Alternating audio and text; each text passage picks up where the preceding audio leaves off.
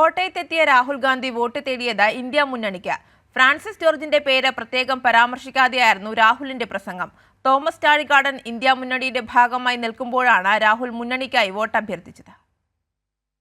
India മുന്നണിയുടെ പ്രചരണ committee അംഗമാണ് Kerala Congress M chairman Jose K Mani. ആ പാർട്ടിയെ പ്രതിദാനം ചെയ്താണ് LDF സ്ഥാനാർത്ഥിയായി തോമസ് ചാഴികാടൻ കോട്ടയത്ത് മത്സരിക്കുന്നത്. പ്രചരണത്തിന്റെ ഭാഗമായി കോട്ടയത്തെത്തിയ രാഹുൽ ഗാന്ധി വോട്ട് തേടിയത് ഇന്ത്യ മുന്നണിക്കായിരുന്നു. പ്രസംഗ പരിഭാഷകനായ ഫ്രാൻസിസ് ജോർജിനെ സാക്ഷി നിർത്തിയാണ് രാഹുൽ ഗാന്ധി മുന്നണിക്ക് വോട്ട് അഭ്യർത്ഥിച്ചത്. 45 മിനിറ്റോളം നീണ്ടു നിൽക്കുന്നതായിരുന്നു രാഹുലിന്റെ പ്രസംഗം. പ്രസംഗത്തിൽ ഒരിടത്തും രാഹുൽ ഫ്രാൻസിസ് ജോർജിന്റെ പേര് പരാമർശിച്ചതുമില്ല. ഇന്ത്യ മുന്നണി അധികാരത്തിലെത്തേണ്ടതിന്റെ ആവശ്യകത ബോധ്യപ്പെടുത്തിയായിരുന്നു രാഹുൽ തന്റെ പ്രസംഗം അവസാനിപ്പിച്ചത്.